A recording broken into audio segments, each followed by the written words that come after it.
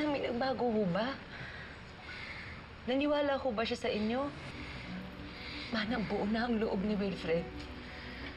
Para sa kanya, sinungaling ako at mangloloko. Kaya kahit anong gawin ninyo, hindi siya maniniwala na magkakaanak kami. Ano? Hahayaan na lang natin? Carolina naman, huwag mo naman masyadong binababay ang sarili mo. Oo, nagkasala ka. Pero pinagsisihan mo na yun. At pinagdurusahan mo ngayon, hindi na ako papayag na apihin ka pa nila.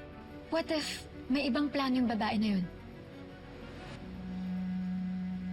Anong ibang plano? Kasi sabi mo, di ba, when you were in the courtroom, hindi siya nag-i-insist na buntis siya. Oo, pero that's something na alam ko na.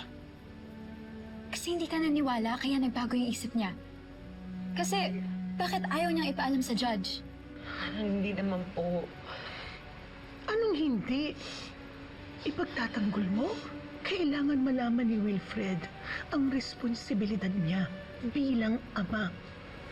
Kahit gaano pa kalaki galit niya sa'yo, ikaw pa rin ang nanay ng mga anak niya.